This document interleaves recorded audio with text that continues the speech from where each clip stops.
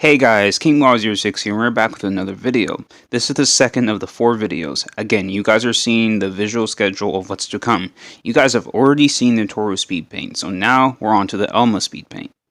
Out of the 4 Speedpaints, this is definitely one of the ones I did the best in terms of blending the environment and the character, so it doesn't feel like a simple backdrop to fill up space. So within this video, I'll go over my in-depth thoughts of Elma specifically, and some of my thoughts on the series that I didn't have time to go over in the last one. With that out of the way, let's get into this video. Again, spoiler alert. Do not listen to this commentary if you haven't seen Ms. Kobayashi's Dragon Maid and you have any genuine interest in doing so. Within the last video, I gave some of my surface thoughts on Elma as a character, and since this speed paint is of Elma, I will focus more on Elma as a character, as I gave Toru the same treatment in the last one. Now that I think more deeply about it, there are some nuances to Elma's character that I didn't really take into account before in the last video. Yes, the main thing that is highlighted in the series is how much she likes food and how anyone can sway her by offering her tasty delights. 2 examples of this that I can think of is one, in the episode she was introduced, which I believe was episode 8 of the first season, Toru gave her some kind of sweetbread under the condition that she go away. Elma quickly accepted this and went off, despite initially wanting to settle her rivalry with Toru. The other example that I can immediately think of is during the first episode of the second season in which Ilulu and Toru were fighting in the sky. Kobayashi asked Elma to help out since Toru wasn't able to use her full power. If Toru did, she would have caused damage to the city and potentially some human lives that would have been lost. Long story short, Elma refused to get involved because Toru is part of the Chaos faction while she's part of the Harmony faction. If you guys want to know more about these factions, just simply watch Season 1 of Ms. Kobayashi's Dragon Maid, you'll know what I'm talking about. Kobayashi got a bunch of sweets for Elma, and in return, she actually helped out. These are the 2 examples I can think of that I primarily think of when I think about her obsession with food. However, after spending some extra time to think it over, I realized that maybe I didn't give Elma the credit that she deserves. In fact, in writing the script, there is one meaningful scene that I can think of that defines her character in a much more fulfilling way. I do not know for sure if this was the first or second season, but to preface this, when Elma came to the human world for the first time, she started to work alongside Kobayashi within the cubicle place that has a whole bunch of computers and such. I do not know what specific, what this company does, so if you want to know more about it, just watch it. I can't describe it. There is one specific episode in which Elma reflected on the unfair working conditions and she decided to do something about it. I believe she initially tried to start a strike, but that didn't work out. I don't remember this too well, so you need to go back and watch it for yourself. I believe this is in Season 2, but don't quote me on that. So Elma got to work on a proposal so that her and her fellow colleagues could get more of a break and stop having to work overtime so much. Her first proposal was looked up at Kobayashi, and she immediately shot it down. But that didn't stop Elma. Elma kept on revising it over and over and over again, and eventually it got to a point where Elma looked into the bathroom breaks and other nefarious activities that all the employees did, which, by the way, was creepy. But other than that, it was a reasonable proposal.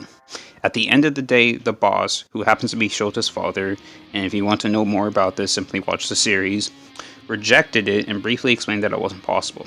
Now that I think about it, I believe that Elma was offered some kind of food to give this up and she accepted it. The end result isn't the important part of this section of this episode. What this showed is the passion that Elma shows for true justice. I can respect that. Everyone has their own perception of justice in life. This is something that Doflamingo brings up. He says something along the lines of justice is decided by those in power. He says this during Marineford when he's talking to Crocodile. What this scene in Dragon Maid shows me is her ability to strategize, manage her time because she still had to work while making these proposals, and her overall perseverance. If only Elma's values couldn't be simply annihilated by her desire to eat good food. One thing about Elma that should be discussed is her rivalry with Toru. Before I continue, I'm going to make it clear that this rivalry is nowhere near the rivalry between Naruto and Sasuke, Asta and Yuno, Vegeta and Goku, or Midoriya aka Deku and Bakugo. Again, this is a slice of life anime, so don't expect anything super intricate and enticing like that. I do not think that Elma and Toru's rivalry is utterly atrocious or anything. I wanted to preface that to lower the expectations of anyone who isn't familiar with the series. To be fair, if you're not familiar with the series, I don't know why you're even watching this. Just watch the series, then come back here if you don't want to hear anything about the series, because even though I'm trying my best not to spoil too much, I kind of have to talk about the events of the series. So, there are things that Toru is superior at, like using her magic to open up a portal to the Dragon World. Elma tells Kobayashi that she herself can't do this. This would imply that Toru has the advantage when it comes to magic. So even though Elma and Toru are equal, Toru has things that she is good at, and Elma has things that she is good at, which makes sense. We learn in the second season of the series how Toru and Elma first met. Elma was being worshipped by some humans long ago, and Toru happened to be in the same area. Elma offered Toru some food, and they would take the time to hang out. They would talk, they would eat, and they would spar with one another. Later on, Elma reveals to Toru in a very emotional scene while they're sparring that she was upset that she left. Elma truly enjoyed having Toru around, and that's what made her experience in the human world better for her. The two start to understand each other more and express themselves through their fists within the scene. But for the most part in the series, the two generally bicker between one another. They're just doing some petty squabbles. For rivals, this isn't unusual behavior. At least looking at anime specifically. Naruto and Sasuke bickered all the time during their times in Team 7 prior to Sasuke leaving the Leaf Village to get power from Orochimaru. Anyone who's seen Naruto would know exactly what I'm talking about. I'm not going to explain that. This is a Dragon Maid video. I'm glad that we got to see what started the relationship between Toru and Elma and how their rivalry sparked. Overall, I'd say most of the rivalry is simply petty stuff. The two simply don't want the other to outdo them or look down on them. A prime example being that when Elma chaperoned Shota, Riko, and Kanna, her primary thought was to make sure she didn't mess it up because she didn't want Toru to talk down to her as if she's worthless. Since I wasn't able to discuss this in the last video, I would like to discuss the relationship between Kanna and Riko Saikawa. To be honest, I wasn't too big of a fan because Riko's reaction to Kanna just got old. If Kanna so much as took a breath, Riko would scream in joy and faint. Riko, please stop doing that. That act got old a long time ago. That's very annoying. The only original thing with her is how she reacted to seeing Elma in her dragon form, which this happened twice in the series. The first time, Kanna pulled it off well by telling her it was CGI. I wonder where she learned about stuff like that. It was probably a lesson at school. Either way, her newfound human knowledge came in handy and she was able to throw out the idea that dragons actually existing. I mean, to be fair, not a single person in the class actually believed Riko in the first place, but at least Kanna didn't try to make it seem like Riko was crazy, because she wasn't, because what she saw was actually real. One character that is a mystery in the series is Chloe. She is introduced in episode 10 of the second season, and I believe, she lives in New York. Prior to the episode, off screen, Kanna and Kobayashi had some kind of a fight. Kanna made the logical quote-unquote decision to fly off to New York City. Kanna tried to get herself a hot dog, but she doesn't understand the concept of foreign currency. Hence, she couldn't use her yen, because she's in the United States, and the United States uses dollars. Chloe uses the little cash she has to get her that hot dog. She initially tried to use a black credit card that she got from her dad, but the hot dog vendor doesn't accept cards, only accepts pure cash, therefore, yeah. The two talk briefly, Chloe and Kanna, they talk briefly about themselves, and the two both have the same issue. The both of them got into the fight with their parents and ran away.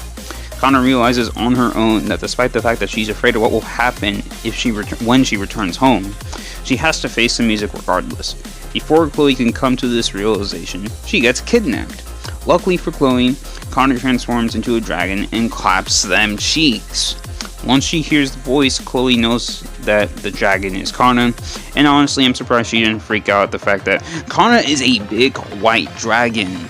I know I would have freaked out if I were in her shoes. So the story with Chloe ends, and Kanna gets back to her normal life in Japan with Kobayashi. If this season gets a season 3, I hope to see Chloe again because I want to know more about her.